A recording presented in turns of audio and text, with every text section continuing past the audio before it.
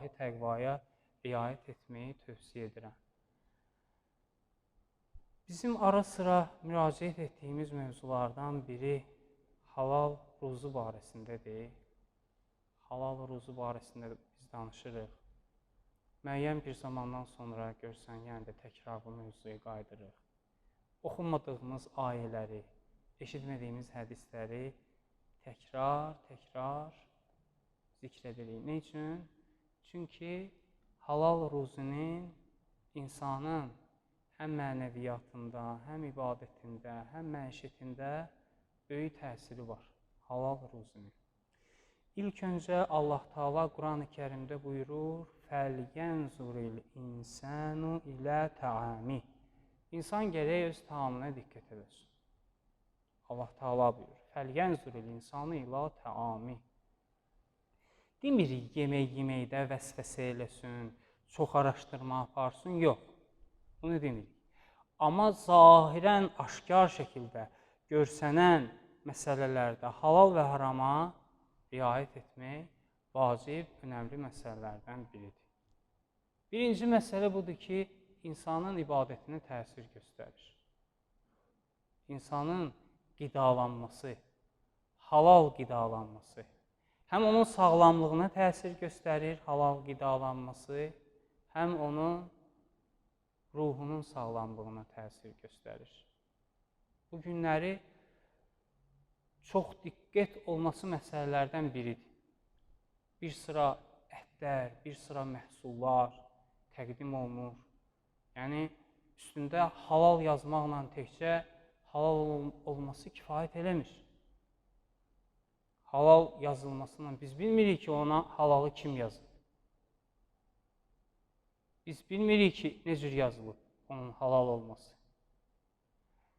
Bu məsələlərdə diqqətli olmağımız çox önəmlidir.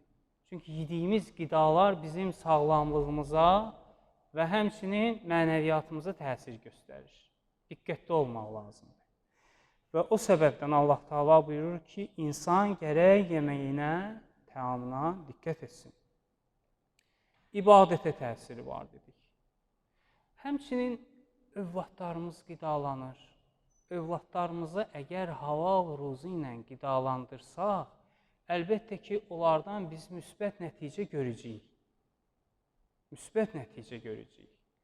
Çünki haramla qidalananda bir yerdə artıq özünü göstərir.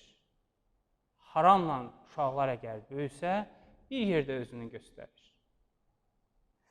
Daha sonra ruzunun az olması, halal olması və yaxud ruzunun çox olması, haram olması, yaxud da əksinə, filan kəsin pulu çoxdursa haramdır, yaxud azdırsa halaldır, yox. Biz öz ruzilərimizə diqqət etməliyik. Biz başqalarının pullarını, mallarını hesablamalıyıq. Onlar özləri öz mallarını hesablasın və qiyamət günündə də Allah onların mallarını, pullarının halalına görə İmam Əli əleyhissalam buyurur ki, hesab var, haramına görə əzab var. Və bu halal ruzunun insan həyatında o qədər əhəmiyyəti var ki,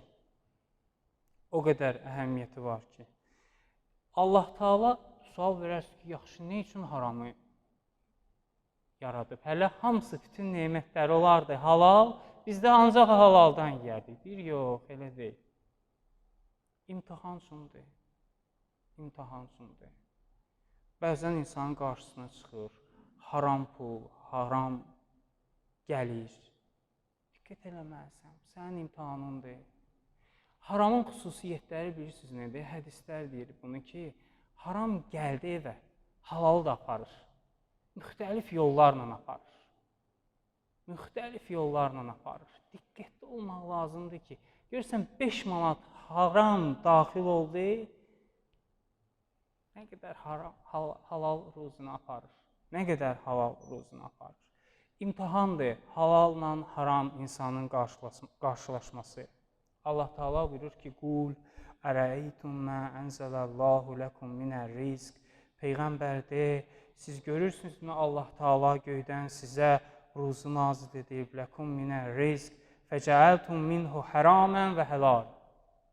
Onlardan bəzilərini sizin üçün halal qərar verib, bəzilərini sizin üçün haram qərar verib. Haram qazananlar, haram əldə edənlər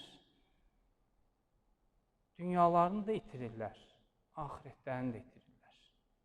Dünyalarını bu cür itirirlər ki, bir zaman gəlir ki, bütün əllərində neyi var, hamısı əlindən çıxır. Bu bir. Axirətlərini də itirirlər ki, haram qazanıblar, Allah'a nə cür hesab verəcəklər. Biz bu məsələ ilə bağlı Məhərrəm və Səfər aylarında bu söhbəti danışmışıq.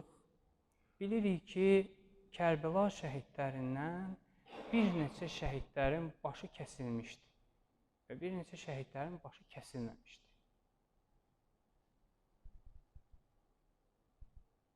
O həmin kəsilmiş başlar ilk öncə Allah lənət etsin, Xuli adında bir şəxs var idi. Bunların məqsədləri bu idi ki, bu həmin Yezidin hakimiyyətindən maddi mənfəət əldə etmək üçün İmam Hüseynin başını mən getirmişəm. Bunun müqabilində mənə nə verəcək? Və yaxud müəyyən məbləğdə təyin olunub veriləcək ona. O həmin yerdən ki, keçirdilər əsirlər və Yezidin qoşunları bir kilsədə dayandılar, bir kilsədə mənzil elədilər. Karvan dayandı orada. Karvan dayandı, kilsənin keşişi, rahib çıxdı kilsədə olan karvana baxdı. Soruşdu, kimlərdir bunlar? Maraqlandı, əsirləri gördü, şəhidlərin kəsilmiş başlarını gördü. Çox maraqlıdır. Şəhidlərin başı içərisində yalnız İmam Hüseynin başını onlardan istədi. Dedi, satın onu mənə. Nə qədər pul istəyirsiniz? Pula görə eləməmişsiniz bunu. Pula görə eləmişsiniz də. Nə qədər pul istəyirsiniz, pul verirəm sizə. İmam Hüseynin başına verin. Dedi, hələ əsas da bizə o lazımdır. Dedi, onda neçə gün ki, siz burada qalacaqsınız, onda verin mənə, mən də bunun müqabilində sizə pul verirəm. Gedəndə İmam Hüseynin başını sizə qaytararam. Keşiş, xristiyan, müsəlmanlardan imamının başını alır puluna. Satır da imamın başını satır pulundan ki, 2 gün, ya məsələn neçə gün, biz burada qalacağıq, verirəm sənə. Getirir İmam Hüseynin başını, bu həmin keşiş, saqqal qana batırıb, saç qana batırıb, kesilib də baş, yüz qan içində. Qoyur bir dənə daşın üstünə. Götürür su ilə İmam Hüseynin başlayır üzünü yumağa. Başlayır üzünü, saqqalını, saçını İmam Hüseynin yumağa, başlayır ağlamağa. Başlayır ağlamağa, deyir ki, bu zalimlar nə üçün belə eləyirlər? Yəni, məsələn, insanı qətl eləməklə kifayətlənə bilərdilər. Nə üçün başını kesirlər?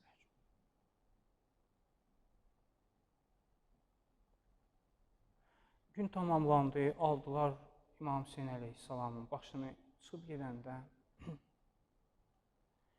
Hər halda bu yazılan tarixdir. Baxdılar pul kisələrinə, gördülər ki, pul kisələrindəki pullar yoxdur. Pullar yoxdur. Onda belə bir dənə söz dedilər. Dedilər, xəsirət dünya vəl axirə. Dünyamız da xarab oldu, axirətimiz də xarab oldu. Pulun müqabilində vermişdi İmam Hüseynin başını. Pul yoxdur. Pul yoxdur. Axirətimiz xarab oldu, budur ki, Peyğəmbərin nəvəsinin başını kəsmiş. Bax, budur məsələ. Bax, budur məsələ. Və həmin onlardan törəyənlər, onlardan dünyaya gələnlər və Əhl-i-Beytlə düşmənçilik eləməyə başladı. Əhl-i-Beytlə düşmənçilik etmək, bu cürünə silsiləvari onların törəmələrindən, onların nəsillərindən gələnlərdən başladı. Ona görə diqqətli olmaq lazımdır və Allah Taala inşallah bizləri hər bir mövzuda, hər bir məsələdə diqqətli olanlardan qərar versin inşallah. Allah Taala'nı and veririk öz izzət və cəlalına, Allaha and veririk öz böyüklüyünə, bizi bəndəlikdən kənar etməsin. Allah Taala aqibətimizi xeyirli etsin. Allah Taala dünya və axirətimizi salamat etsin. Allah Taala dünya və axirət çətinliklərindən bütün müsəlmanlara nicat versin. Allah Taala bu cümələr hörmətinə günahlarımızı əfv edib tövbələrimizi qəbul etsin. Allah Taala bizləri Quran-ı Kərimdən, Peyğəmbər və onun əhl-i beytindən ayrı salmasın. Allah Taala qəlbimizi Quran nuru ilə, iman nuru ilə münəvvər etsin. Allah Taala gələn günlərimizi keçən günlərimizdən daha xeyirli, bərəkətli qərar versin. Allah Taala bütün xəstələrə, qazilərimizə səbir və şəfa inayət etsin. Allah Taala dünyadan köçən şəhidlərimizə və dünyadan köçən bütün müsəlmanlara rəhmət etsin. Allah Taala şəhidlərimizi ən uca məqamda olan şəhidlərlə birlikdə qərar versin. Allah Taala hərbiçilərimizi, əskərlərimizi, vətənimizi, torpağımızı qoruyanları öz nuru ilə hifz etsin. Allah Taala bizim ölkəmizdə, dünyanın hər bir yerində sülh və əmin-amanlıq bərqərar etsin. Allah Taala xalqımızın, dinimizin, ümmətimizin düşmənlərini məhv nabud etsin. Allah Taala müsəlmanlar arasında vəhdət, birlik, səmimiyyət, mehribançılıq qərar versin. Allah Taala hər bir müsəlmanlara bol, minnətsiz, halal ruzu inayət etsin. Allah Taala borcu olan müsəlmanların borclarını əda etməkdə yardımcı olsun. Allah Taala inşallah ən xeyirli, ən gözəl duaları bizim və bütün müsəlmanların barəsində qəbul etsin inşallah. Dualarımızın qəbul olmasına xatir Hz. İmam Hüseyn əleyhissalam, Kərbəla şəhidləri, Kərbəla əsirləri, vətən uğrunda şəhid olanların ruhuna 3 dəfə salavat zikr edək.